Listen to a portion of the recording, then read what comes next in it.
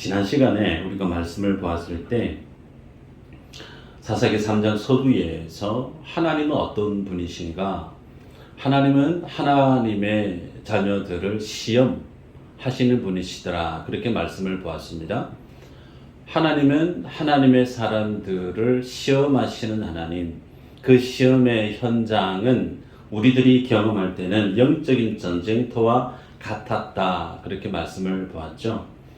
특별히 사사기 우리가 서두에 말씀을 보고 있지만 표면적으로는 가나안 땅을 정복해 가는 전쟁 스토리인 것처럼 비춰집니다. 그래서 전쟁의 이야기는 어느 쪽이 군사력이 월등히 좋은가, 어느 쪽이 능력이 더 출중한가, 표면적으로는 마치 가지고 있는 그런 어떤 군사력, 그런 재원에 따라서 판세가 결정나는 것처럼 보이나 우리가 봤던 것처럼 이 전쟁은 세상의 전쟁이 아니고 하나님의 전쟁이었단 말이죠. 그 하나님의 전쟁은 하나님의 말씀을 믿고 순종하느냐 하지 않느냐의 싸움이에요. 하나님의 말씀이 이스라엘의 능력이 되고 하나님의 약속이 그들에게 모든 것에 최우선순위가 되어질 때 비로소 그 전쟁은 승리하게 되어짐을 우리가 앞서 보았습니다. 그래서 그런 하나님을 신뢰하고 그 말씀을 따라 순종함으로 얻게 되어지는 이스라엘, 주님이 기대하시는 모습이 그들의 모습이었으나 실제는 어떤 모습으로 결정이 났는가? 이스라엘 백성이 출애굽을 하고 가나안 땅을 정복해 갈 때 하나님이 앞서 그들에게 주셨던 말씀이 있습니다. 신명기 8장 11절에서 14절 말씀인데 제가 읽어보면 내가 오늘 내게 명하는 여호와의 명령과 법도와 규례를 지키지 아니하고 내 하나님 여호와를 잊어버리지 않도록 삼갈지어다. 네가 먹어서 배부르고 아름다운 집을 짓고 거주하게 되며 또 내 소와 양이 번성하며 내 언금이 정식되며 내 소유가 다 풍부하게 될 때에 내 마음이 교만하여 내 하나님 여호와를 잊어버릴까 염려하노라. 여호와는 너를 애굽 땅 종되었던 집에서 이끌어내시고 그랬어요. 하나님께서 이스라엘 백성들을 출애굽을 시키시고 그들에게 약속했던 땅 가나안에 들여보내시면서 하나님이 가지고 계셨던 근심 걱정 혹은 그들에 대한 하나님의 기대치 그 바람은 이스라엘이 하나님을 기억했으면 좋겠다라는 거예요. 이스라엘이 하나님을 잊어버리지 않았으면 좋겠다라는 겁니다. 그러면서 주님이 12절에 네가 먹어서 배부르고 아름다운 집을 짓고 거주하며 소위 젖과 꿀이 흐르는 그 땅에 들어가면 하나님께서 주시는 풍성한 복을 누리게 될 텐데 그 풍성한 복을 누리게 될 때 그 복을 그 축복과 은혜를 주신 하나님을 기억하고 하나님 앞에 감사의 믿음의 삶을 살기를 주님은 원했으나 실제 하나님의 마음은 도리어 그것 때문에 이스라엘이 하나님을 잊어버리게 될까 주님이 염려하셨던 그 주님의 마음이 신명기 8장에 고스란히 녹아있죠. 아니나 다를까 그 주님의 염려가 오늘 우리가 보게 되어지는 사사기에서는 현실로 실제로 그대로 드러나는 것을 보게 됩니다. 그들은 하나님을 잊어버렸다라는 거예요. 자, 이 어떤 이스라엘의 믿음의 모습을 보면서 그들은 하나님의 살아계심을 직접 보았던 세대들입니다. 홍해가 갈라지고 반석에서 물이 뿜어져 나와서 강을 이루는 광야에서 강을 이루어서 그 모든 출애굽했던 많은 이들이 목을 축이면서 매일처럼 하나님께서 부어주셨던 만나를 먹으면서 요단강이 갈라지는 그 맨 땅을 걸어서 갔던 그 하나님의 생생한 역사심을 보았던 세대 그들이 바로 이스라엘이었는데 그런데 그들의 믿음의 결과물은 하나님을 잊었다라는 거예요. 자, 그러면 이런 어떤 성경의 스토리를 보면서 오늘 내가 주님 앞에 살아가고 있는 내 믿음의 실제 모습은 어떠한가? 여러분, 예를 들어서 내 삶에 위기가 있어요. 고난이 있습니다. 어떤 어려움이 봉착했어요? 그러면 그럴 때 내가 어떻게 행동하고 선택하고 살아가는가? 마치 그 문제를 맞닥뜨리게 되어지자마자 하나님 앞에 마음을 결심을 하고 내가 새벽 예배를 나가야 되겠다. 혹은 내가 금식하듯이 주님 앞에 기도함으로 이 삶의 문제를 하나님이 해결해 주시기를 언급하고 기도하고 간구할 것을 결심하면서 주님 앞에 나오는 마음을 갖고 살아가느냐, 아니면 문제가 일어나자마자 이 문제를 풀 수 있는 사람을 찾고 세상을 기웃거리며 인간의 방법으로 내 능력으로 이 문제를 풀려고 애쓰는 모습이 내 모습인가? 아마 후자 아니겠나 싶어요. 정반대로 내 삶에 하나님 부요한 복을 주셨으면 좋겠습니다. 풍성한 복을 주셨으면 좋겠습니다. 내 육신의, 내 가정의 자녀들의 삶에 근심거리 없고 걱정거리 없고 질병도 없고 모든 것이 평안한 풍성한 삶을 주시면 참 좋겠습니다. 그런 어떤 기대치를 가지고 주님 앞에 기도하고 열심히 살았는데 정말 주님이 그런 은혜를 주신단 말이죠. 직장에서 승승장구하고 사업이 확장되어져 가고 자녀들이 번듯하게 세상에서 자신의 위치를 잡고 잘 살아가고 모든 것이 풍성하고 평안할 때, 그때가 올 때 우리들은 어떻게 그 시간들을 주님 앞에 살아갈까? 만약에 주님이 내게 그런 어떤 은혜를 주시고 복을 주시면 나는 주님 앞에 매일 새벽을 나와서 주님 앞에 감사의 예배를 드려야지, 그런 마음을 가질 법하나 실제 내 삶의 모든 문제가 사라지고 풍성하고 평안함이 넘치는 그때가 되어지면 인생들의 삶의 패턴은 하나님 앞에 서기보다 오히려 내 가지고 있는 것으로 세상 가운데 가서 즐기고 누리고 세상 가운데 함께하는 시간들이 더 많지 않는가? 여러분 어떠세요? 어떤 모습이 내 신앙의, 내 믿음의 모습에 더 가까운가? 여러분, 사람들은 그런 것 같습니다. 인생에 행복을 가져다 줄 것 같고 안정감을 줄 수 있는 것들을, 그것을 많이 가지면 가질수록, 스펙을 많이 쌓으면 쌓을수록 그것으로 나는 더욱더 안정감을 느끼고 내일의 삶에 대한 근심 걱정이 줄어드는 것 같아요. 그래서 어떤 사람은 돈을 붙듭니다. 어떤 사람은 사람을 붙듭니다. 어떤 사람은 자신의 능력과 배경을 더 많이 든든하게 세우려고 애를 쓰는 사람도 있습니다. 그런데 성경은 뭘 말씀하느냐? 하나님이 우리에게 돈을 주실 수가 있고 귀한 인맥에 복을 주실 수 있고 내가 애쓰고 수고하는 것들에 하나님의 복을 주셔서 큰 결과를 얻을 수도 있어요. 하나님이 주시는 복입니다. 그거 부정할 수 없죠? 그런데 무엇이 문제인가? 하나님이 주시는 그 복보다 도리어 하나님을 의지해야 되는데 하나님을 의지하는 것보다 사람을 더 의지하는 거예요. 하나님을 찾기보다 돈을 더 의지하는 거예요. 여러분, 그렇게 되어질 때 하나님께서 자신의 택한 주의 자녀들을 어떻게 인도할까? 그냥 그대로 내버려 두시는 분이니까 그렇지 않다라는 거예요. 도리어 하나님 앞에 믿음의 겸비된 모습으로 하나님을 찾고 의뢰하고 주님을 의지하는 믿음으로 가야 될 인생이, 하나님보다 세상과 세상의 것들을 더 찾고 의지하게 되어질 때 하나님은 결코 가만히 계시는 분이 아니세요. 하나님은 그들의 손에 있는 것을 마치 모래를 주먹을 쥐고 가만히 있으면 시간이 지나면 지날수록 소나기에서 모래가 다 빠져나가는 것처럼 우리를 가지려면 가질수록 그 가지려고 하는 것들을 손에서 빼내 가시고 빈손으로 만드시는 분이 오늘 성경에 보면 하나님의 일하심의 모습으로 드러납니다. 왜 그렇게 하시는가? 우리의 소나기에 아무것도 없어야 전심전력으로 여호와 하나님을 의뢰할 수 있고 주님을 붙잡을 수 있기 때문에 그래요. 여러분, 결국은 신앙은 내가 하나님을 붙드는 것인가 아니면 내가 나를 붙드는 것인가? 판가름은 여기에서 성패가 나눠지더라는 겁니다.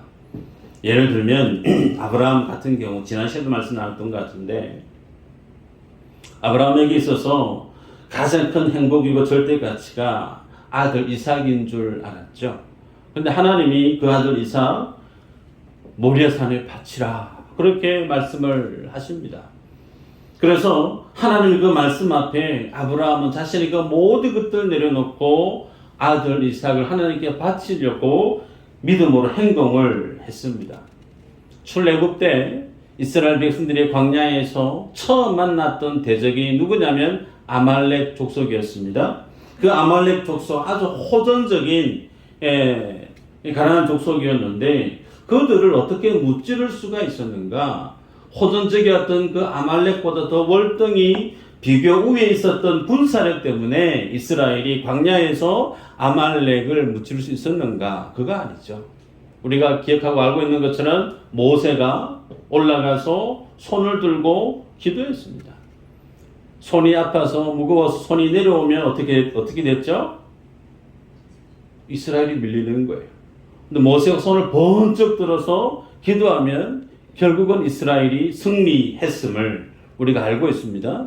자, 출애굽을 하고 나서 처음 맞닥뜨려졌던 전쟁, 아말렉과의 전쟁인데 그 전쟁에서의 성패가 어디에 있었음을 주님이 상징적이고 아주 극명하게 보여주고 있느냐면 이스라엘의 전쟁의 성패는 이스라엘의 능력이 있지 않더라는 거예요. 여호와 하나님이 그들과 함께하면 승리한다는 겁니다. 그 승리의 방식은 손 드는 겁니다. 소위 내가 붙들고 내가 붙잡고 나아가는 것이 아닌 내 손이 여호와 하나님께 붙들릴 때 내가 여호와 하나님께 두 손톱을 다 들고 주님만을 바라볼 때 하나님의 자녀가 살아가는 그 삶의 전쟁터는 하나님이 진두지휘에서 승리로 결말되게 하셨다라는 사실이죠. 여러분, 그래서 하나님의 자녀들이 하나님이 아닌 다른 것을 의지하고 다른 것에 마음이 붙들릴 때 하나님께서 그 자녀들을 어떻게 인도해 가시고 구원해 가시는가, 여기에 대한 모습을 오늘 우리가 읽었던 본문에는 정확하게 보여주고 있습니다. 8절을 보면요, 여호와께서 이스라엘에게 진노하사 그들을 메소포타미아 왕 구산 리사다임의 손에 파셨으므로 이스라엘 자손이 구산 리사다임을 8년 동안 섬겼더니 그랬습니다. 자, 이스라엘이 여호와 하나님을 잊어버렸대요. 그 하나님을 잊어버리고 후대들이 세상을 의지하고 바라면서 가나안 백성들이 보았던 바알과 아세라 신상들을 섬기면서 우상 숭배를 했다는 겁니다. 그 모습을 보고 하나님 어떻게 결정을 하시느냐면 메소포타미아 왕 구산 리사다임의 그 왕에게 이스라엘을 파셨다 그렇게 말씀합니다. 사사기의 말씀을 보면 이 패턴이 계속해서 반복이 되죠. 그런데 중요한 게 파셨다라는 겁니다. 이스라엘이 약해서 혹은 이스라엘 주변에 있는 가나안의 족속들이 강해서 그들이 이스라엘을 압제하고 이스라엘을 다스렸다는 것이 아니고 하나님이 작정하셨다라는 거예요. 하나님이 이스라엘 아예 그냥 이방 민족에게 그 고난 가운데 가게끔 주님이 행하셨다, 그렇게 넘기셨다 말씀을 합니다. 왜? 하나님은 이스라엘을 가나안 땅에 들여보낼 때 그 땅을 하나님의 말씀으로 그 땅을 다스리는 자로 주님이 보냈는데 다스리고 정복해야 될 이스라엘이 오히려 그 땅의 주민들과 하나가 되어져 버렸을 때 세상이 좋아서 그들의 문화가 좋아서 그들과 하나가 되어져 버렸을 때 하나님은 이스라엘을 아예 그냥 세상 가운데 내버렸다. 그 세상 가운데 넘겨버렸다라는 겁니다. 풍요의 신 바알, 다산과 세상적 복의 상징인 아세라, 이 세상의 복을 이스라엘이 의지했을 때 의지했던 그 세상 가운데 하나님 이스라엘을 그렇게 허용해 버렸다라는 거예요. 자, 그러면 그렇게 내가 세상의 복을 좋아하고 세상의 부유함을 즐겨하고 많은 자녀를 얻는 다산의 복을 그렇게 탐내서 세상과 함께 친하게 지냈는데, 그러면 그 결과가 어떻게 되어졌을까?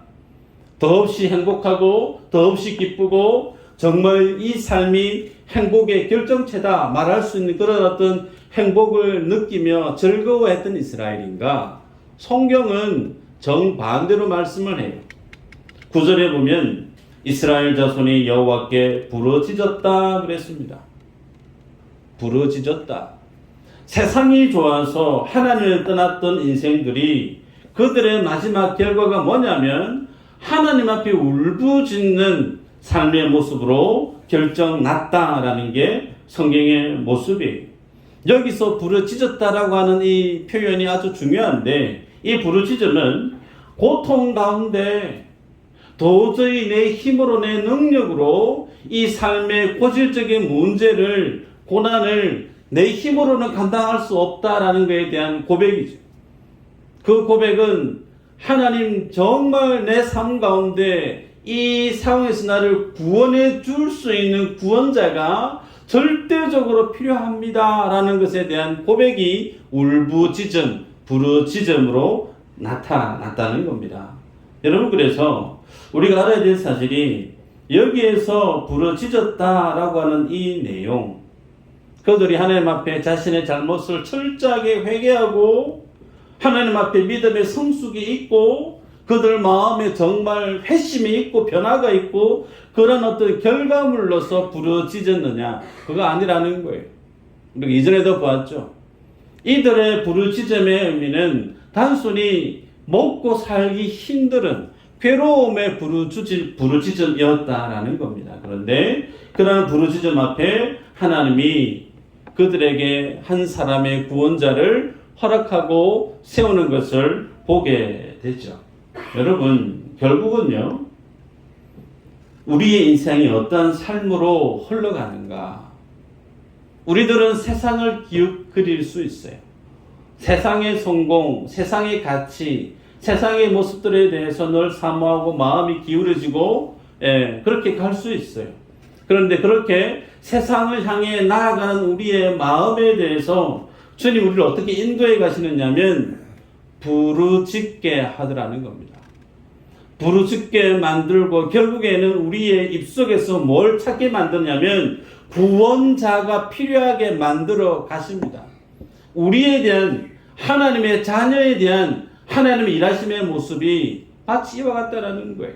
그래서 내 입술로 내 마음을 열어서 주님 내게 구원자가 필요합니다 라고 고백하게 만드는 것이 하나님이 주의 자녀들에 대해서 이끌어 가시는 믿음의 여정이라는 거예요. 그래서 우리들은 늘 이 삶의 패턴을 반복하며 살아갑니다. 세상에서 즐기면서 세상 가운데 탐닉하며 살다가 주님 앞에 다시금 부르짖게 되어지고 그 부르짖음 가운데 하나님이 그 음성을 들으시고 도움을 주시고 그 문제를 해결해 주시는 이 패턴이 사사기에서 계속 일어나는 내용 아닙니까? 여러분, 그래서 이 모습 속에서 주님이 하시는 내용을 보면 8절 하반절에 보면 여호와께서 메소포타미아 왕 구산 리사다임의 손에 이스라엘을 넘겼는데 넘기고 나서 8년 동안 구산 리사다임이 이스라엘을 다스렸다. 소위 이스라엘이 메소포타미아 왕을 그렇게 섬겼다. 그렇게 말씀을 합니다. 이 8년의 시간이 지나고 나서 그때에 하나님이 구원자 한 사람을 세웠는데 그 사람의 이름이 온니엘이죠. 온니엘. 성경에 보니까 여기에서 이제 궁금한 것을 찾을 수가 있어요. 8년이라고 하는 시간이 꼭 필요했을까라는 거예요. 우리가 앞서 보았습니다. 온니엘, 갈렙의 사위 됩니다. 이미 이 온니엘은 여호수아 15장에서 기럇세벨을 정복하고 악사를 차지했던 이스라엘의 후대에 있어서 용사로 이름이 명성이 자자했던 사람이에요. 그죠? 그래서 많은 사람들이 온니엘에 대해서 모르는 사람이 없습니다.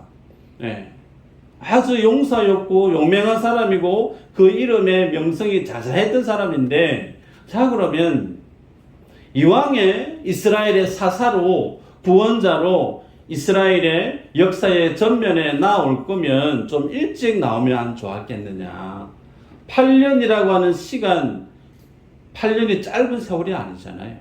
그 8년이라는 시간 가기 이제 좀 일찍 나와서 고난 중에 있는 이스라엘을 구원해 주는 그 역할을 온니엘이 하게 해서 얼마나 좋았을까. 그런데 8년이라고 하는 시간 동안 가만히 있었습니다. 자, 그리고 난 다음에 성경 10절에 보면 주의 영이 임하여 그랬습니다. 8년이라는 시간이 지나고 나서 성령이 온니엘에게 임하고 난 이후에 비로소 온니엘이 사사로서의 활동을 하고 그리고 40년 동안 이스라엘의 평안을 읽었던 오늘 본문의 내용이죠. 여러분, 그래서 성경에서 이 8년이라고 하는 이 세월이 가지고 있는 시간적 의미, 이 영적인 교훈을 한번 살펴볼 필요가 있습니다. 여러분, 성경에서 8이라고 하는 숫자는 소위 새로운 어떤 시작을 알리는 의미로서 하나님이 자주 언약 가운데 쓰셨던 숫자입니다. 자, 여쭤볼까요? 이스라엘의 남자가 태어날 때 며칠째 할례를 할까요? 8일째. 띵동. 맞습니다. 노아의 방주에 몇 명이 살았죠? 8명. 쭉 하면 되겠죠. 그죠? 8. 성막 봉헌 때 아론이 제사장으로서의 직무를 시작했던 날짜는 며칠 후에 믿고 확신하세요. 8일째. 예수님이 죽으시고 부활하시고 나서 제자들에게 자신의 모습을 보였던 날짜는 며칠 후에 8일째. 여러분, 성경에 이 8이라고 하는 숫자가 가지고 있는 의미가 소위 이 하나님 앞에서 이스라엘이 절망의 시간을 보내고 난 이후에 이제 새로운 하나님의 회복의 시간, 새로운 하나님의 은혜의 시작을 알려주는 의미로서 구속사적인 언약의 주의 말씀을 증거할 때 자주 등장하는 숫자가 8이라고 하는 숫자입니다. 그래서 8년이라고 하는 메소포타미아 왕의 압제 속에 있다가 그 시간이 지나고 나서 하나님이 온니엘을 들어서 그에게 성령을 부으시고 성령으로서 그들이 이제 그 전쟁에서 승리하는 내용이 오늘 읽었던 내용이죠. 여러분, 여기에서 하나님이 일하시는 모습을 온니엘이 등장하는 8년이라고 하는 시간 가운데 복선으로 깔아놓고 있습니다. 이 장면에서 우리가 생각할 수 있는 부분이 뭐냐면 우리의 생각과 하나님의 일하심의 모습이 사뭇 다르다라는 거예요. 대조됩니다. 하나님께서 이루어 가시는 하나님의 역사는 인간의 어떤 위대함이나 인간의 어떤 능력이나 그것을 통해서 주님이 하나님의 일을 이루어 가시는 분이 아니라는 거예요. 이미 온니엘은 좀 전에도 말씀드렸지만 당대의 유명한 용사였습니다. 그러면 문제가 있자마자 많은 사람들이 장로가 찾아가서 이 부분에 대해서 당신이 우리의 사사가 되어줘서 어떻게 문제를 좀 풀어주십시오라고 인간적으로 바로 달려가서 도움을 구할 법도 한데 하나님은 그렇게 허락하시지 않더라는 거예요. 8년이라는 시간을 주님이 준비케 하시더라는 겁니다. 특별히 성경에 보면 많은 인물들이 이와 같은 패턴으로 주님 앞에 쓰임받았습니다. 모세, 애굽의 왕으로 혈기왕성하고 모든 것을 다 할 수 있을 듯한 자신감이 넘쳤던 그 40대 때에 그는 애굽의 군인을 죽이고 나서 미디안으로 도망간 도망자로 40년의 시간을 보내죠. 그 미디안에서 양 엉덩이 치는 목자로서 그 시간을 보냅니다. 그리고 80살 할아버지가 되어서 비로소 주님이 그에게 찾아가서 이스라엘을 이끌어내고 출애굽을 시키는 지도자로 주님이 그를 들어 쓰시죠. 여호수아 마찬가지입니다. 모세의 수종자로서 40년 동안을 그렇게 모세 그늘에 있게 하시다가 이후에 하나님의 모세를 들어서 쓰십니다. 외에 요셉은 애굽의 총리로 되기까지 하나님이 그에게 꿈을 주셨습니다. 환상을 주셨어요. 말씀을 주셨어요. 그러면 금세 그 꿈이 성취되면 참 감사한데 그 시간이 무려 13년을 보냅니다. 감옥에서 보디발 집에 노예로 그렇게 억울한 시간을 보내고 난 이후에 하나님은 그를 들어서 애굽의 총리로 들어 쓰셨습니다. 다윗은요. 다윗에게 사무엘이 기름을 부었는데 기름 붓고 난 이후에 곧 바로 이스라엘의 왕으로 등극한 것이 아니고 15년 동안 사울 왕에게 쫓겨다니면서 그가 하나님 앞에 이스라엘의 왕으로 준비되어지는 시간을 갖게 되어졌다는 거예요. 이처럼 하나님은 하나님의 일을 하실 때 하나님의 사람을 들어 쓰시는데 어떤 사람을 주님이 들어 쓰시느냐? 준비시킨 사람이라는 거예요. 하나님이 직접 그 인생들을 주님이 준비시켰다라는 거예요. 자, 그러면 하나님께 쓰임받았던 인생들이 주님 앞에 쓰임받기 위해서 하나님께로부터 직접 교육을 받았던 그 준비의 실제 내용은 어떤 것인가 짧게 한번 볼까요? 사도 바울의 케이스를 한번 보겠습니다. 빌립보서 3장 4절에서 8절인데 한번 읽어볼까요? 본문에. 시작.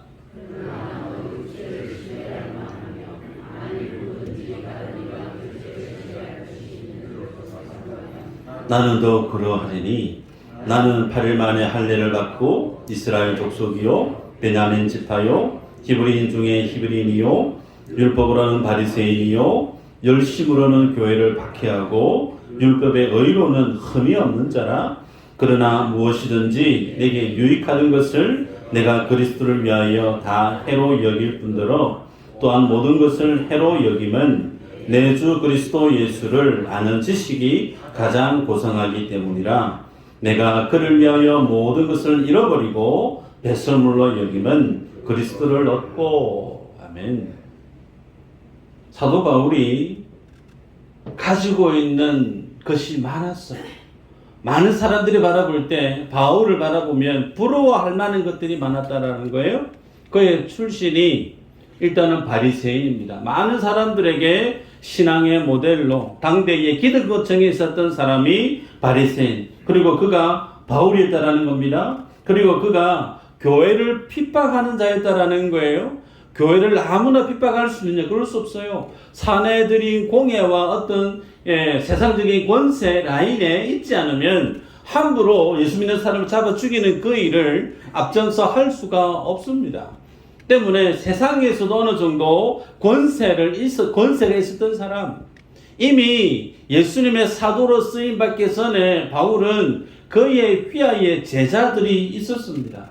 그리고 그의 배움의 정도는 가말리엘이라고 하는 랍비로부터 배움을 입었던 학벌이 아주 출중했던 사람, 로마의 시민권을 가지고 있었던 사람 아니에요? 모든 사람들이 입이 떡 벌어질 정도로 부럽다. 미국 시민권만 가지고 있어도 참 부러워할 수 있는데 로마의 시민권을 가진 자가 바울이었단 말이죠.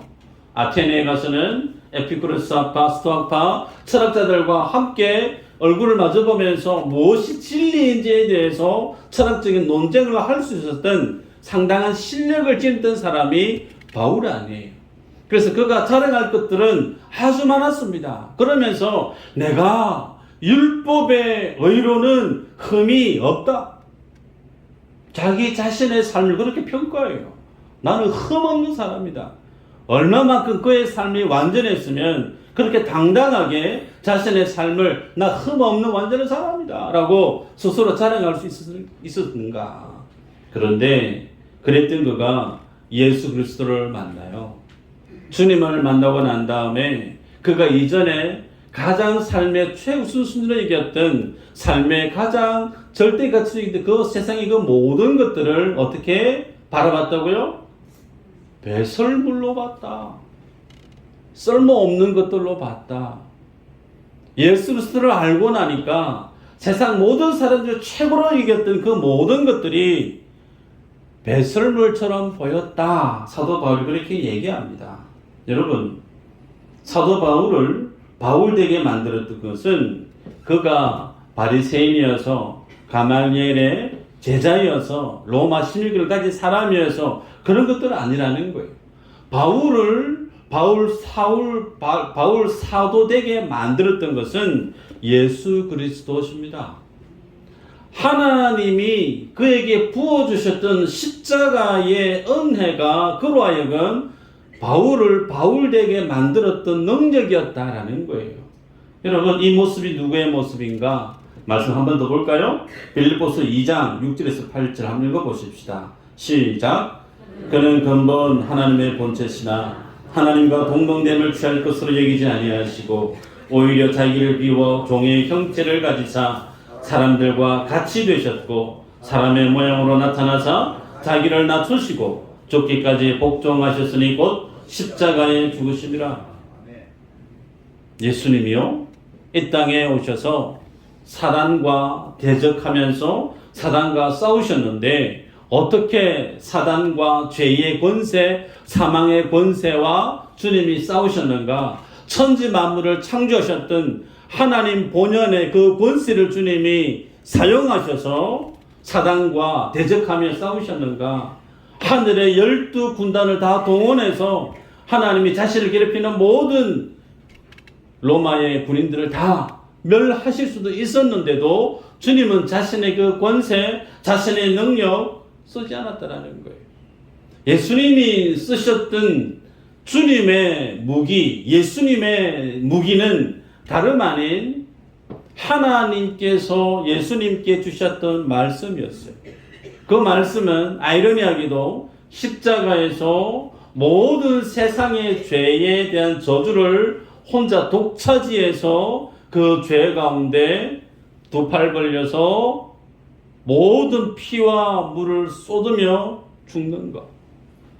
십자가 위에서 철저히 자기 자신을 부인하는 삶을 주님이 예수님께 말씀하셨고 그 말씀을 예수님이 그대로 받아들여서 그 말씀 앞에 죽으셨다라는 겁니다. 결국은 예수님께서 그 사망의 권세를 깨고 부활하심으로 하나님의 말씀이 옳음을 예수님이 십자가의 사역과 부활을 통해서 보여주셨다라는 거예요. 예수님의 무기는 예수님이 천지 만물의 주인 되신 하나님의 능력, 하나님의 권세가 아니었어요. 예수님의 무기는 십자가에서 죽기까지 하나님의 말씀 앞에 복종할 것을 명령하셨던 하나님의 말씀이 예수님이 온전히 붙들었던 능력이고 무기였다라는 겁니다. 여러분, 이 삶을 예수님이 사시면서 동일하게 우리에게 뭘 말씀하시느냐면 내가 세상을 이겨노라. 이 예수의 이김은 누구의 이김으로 우리에게 말씀할까요? 나의 이김이라는 거예요. 예수 믿는 나도 세상을 이길 수 있다라는 겁니다. 아멘. 그 세상을 이길 수 있는 능력을 주님이 친히 삶으로 먼저 보여주셨어요. 여러분, 그러면 우리의 능력이 무엇이 되어야 될까? 예수 그리스도, 하나님 우리에게 주시는 말씀이 내가 세상을 이길 수 있는, 죄를 이길 수 있는 유일한 능력이 뭐냐? 하나님이 내게 주시는 말씀이 하나님이 유일한 무기임을 주님이 십자가 앞에서 우리에게 보여주시다라는 거예요. 자, 이 정도 말씀을 드리면 이제 여러분들이 세상을 향해 나가서 이 죄악된 세상에 나가서 하나님의 사람으로 살아가는 소위 승리하는 법을 어떻게 배워가야 될까? 당연히 말씀 앞에서 하나님 앞에서 나를 깨어 경성함으로 내가 죄를 이기고 세상을 이기고 하나님 우리에게 원하시는 그 믿음의 삶을 살아가야 됨을 자연스럽게 이해되죠.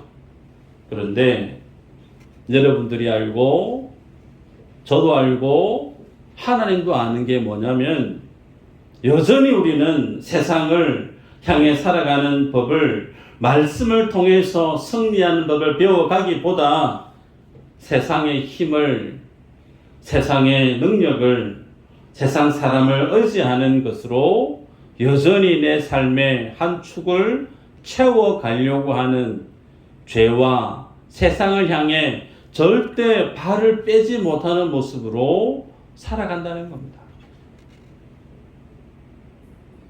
죄가 뭔지 몰라서 죄를 짓나요? 아니요. 죄가 뭔지 압니다. 하나님이 무엇을 기뻐하시는지 몰라서 우리가 그 주님의 기쁨의 삶을 살아가지 못하나요? 아니요. 하나님 우리에게 뭘 기뻐하시는지 알아요. 그런데 그렇게 하나님의 뜻을 알고 말씀을 알아도 여전히 내 마음의 본성이 이 세상을 즐겨하더라는 거예요. 세상의 돈을 즐겨하고 세상의 쾌락을 좋아하고, 그렇게 우리는 자연스레 쉼없이 하나님의 말씀이 들려줘도 내 삶의 패턴은 여전히 세상 가운데 여전히 주변을 배회하는 것처럼 살아가는 모습이 있더라는 겁니다. 이게 사사기의 역사고, 이 사사기의 역사는 다름 아닌 오늘을 살아가는 나의 인생의 이야기도 되더라는 겁니다. 여러분, 그러면 이런 우리에 대한 이스라엘의 백성의 죄의 자리, 세상을 떠나지 않는 그들의 모습에 대해서 하나님 어떻게 일하시는가에 대한 내용을 언급하고 말씀을 맺습니다. 온니엘, 오늘 본문의 승리의 주역인 사사 온니엘, 그의 이름의 뜻은 여호와는 나의 힘, 여호와는 나의 능력이라는 뜻을 지니고 있어요. 그에 반해서 메소포타미아의 왕 이름 구산 리사다임의 이름의 뜻은 두 배로 악한 사람이라는 뜻이. 몇 배요? 두 배로 악한 사람. 근데 그 두 배라고 하는 것이 기준점이 있어야 돼요. 누구보다 두 배. 그 기준이 누구냐면 이스라엘 백성이. 하나님의 말씀을 모르는 게 아닌데 그 하나님의 말씀을 무시하고 떠나버리고 자기의 욕심대로 세상에 나아가서 하나님이 아닌 바알과 아세라를 섬기면서 세상의 풍요를, 세상의 기쁨을, 복을 갈구하면서 믿음을 떠나버린 이스라엘. 하나님이 바라보실 때 너희들 악하다. 그런데 너희들보다 더 악한 자가 누구냐? 구산 리사다임이라는 거예요. 그리고 너희들보다 더 악한 그에게 바로 너희들을 하나님이 맡겨버렸다라는 겁니다. 여러분, 그래서 결국은 내가 세상을 좋아할 때, 내가 돈을 좋아할 때, 내가 사람을 좋아할 때, 그 결국이 어떻게 판가름 나느냐면 좋아했던 세상 때문에 울부짖게 되더라는 거예요. 좋아했던 돈 때문에 내가 울부짖게 되어지고, 믿었던 사람 때문에 내 마음에 상처가 되고, 예수 그리스도가 아닌 세상을 의지했던 그것 때문에 결국은 내가 주님 앞에 울부짖는 자가 되게 만들었다라는 게 오늘 본문의 내용이에요. 하나님은 그렇게 우리의 연약함을 세상 가운데 경험하게 해서 돌이키게 하시는 분. 그런 가운데 오늘 본문에 온니엘, 여러분, 그 온니엘, 여호와 하나님이 나의 힘이고 나의 능력이다. 그 온니엘 사사가 등장해서 성령이 충만해서 하나님의 능력으로 이스라엘을 구원해 내셨다라는 거예요. 여러분, 그러면 오늘 이 본문에서 온니엘이 전하는 복음이 어떤 내용인가? 당신들도 온니엘처럼 강한 사람이 되라. 그 뜻인가? 그 뜻이 아니에요. 오히려 온니엘 안에 있었던 하나님을 나타내 보이라는 거예요. 내 안에 있는 하나님이 어떠한 능력의 하나님인지를 나타내 보이는 그것이 하나님이 하나님의 자녀들에게 원하시는 믿음의 기대라는 사실입니다. 여러분, 우리는 돈을 좋아해요. 사람을 좋아합니다. 세상의 힘, 세상의 능력, 권세 싫어하는 사람 아무도 없어요. 좋아할 수 있습니다. 그거 좋아하지 마라 라고 해서 우리가 안 좋아할 수가 없죠. 그런데 무엇이 더 중요한가? 하나님보다 그것을 더 좋아할 때 그 좋아했던 그것이 결국은 나를 하나님이 아닌 그 돈의 종으로 만들어 버리더라는 거예요. 사람의 종으로 만들어 버리더라는 겁니다. 하나님이 아닌 세상을 쫓을 때 세상의 종이 되어지고 말더라는 거예요. 그 자리를 깨치기 위해서 나보다 더 악한 사람을 주님이 붙이셔서 나의 선택이, 나의 생각이 잘못되어졌음을 친히 주님이 청케 하심으로 돌이키게 하시더라. 구산 리사다임. 여러분의 삶 가운데 구산 리사다임을 경험해서 주님 앞에 돌아서는 것이 죄로워요? 아니면 경험하기 이전에 오늘 말씀을 듣고 하나님이 뭘 기뻐하시는지 아니까 구산 리사다임을 만나기 이전에 깨어서 먼저 주님 앞에 겸비하는 사람이 죄로운 거예요. 후자죠. 이왕이면 하나님의 말씀 앞에서 깨닫고 돌이켜서 지금 하나님이 기뻐하시는 믿음의 옷을 여미고 겸비하고 준비해서 주님 앞에 살아가는 자로 살아가는 것이 훨씬 하나님이 우리에게 원하시는 믿음의 모습이라는 겁니다. 여러분, 하나님의 말씀이 여러분의 힘이 되기를 축복합니다. 지시가 아니에요. 성경은 지시가 아니에요. 하나님의 말씀이 온니엘처럼 여호와가 나의 능력이다.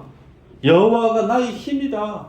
그 인생을 보면 하나님 일하심을 볼 수 있어야 돼요. 어떻게 우리가 보여줄 수 있는가? 하나님의 말씀이 내 안에 들어와서 그 말씀이 내 생각을 통제하는 거예요. 다스리는 거예요. 그 말씀이 나의 모든 선택지 결정 순간순간마다 하나님의 말씀을 필터를 통과해서 내 생각, 내 뜻대로 살아가는 것이 아니고 하나님의 말씀이 나를 다스릴 때 그때 하나님의 말씀이 무엇으로 드러나느냐면 하나님의 말씀이 내 삶의 능력으로 체험되어지더라는 겁니다. 이 삶을 살아라고 우리에게 도전합니다. 이 믿음의 주인공이 다 되시기를 주의 이름으로 축복합니다. 찬양하고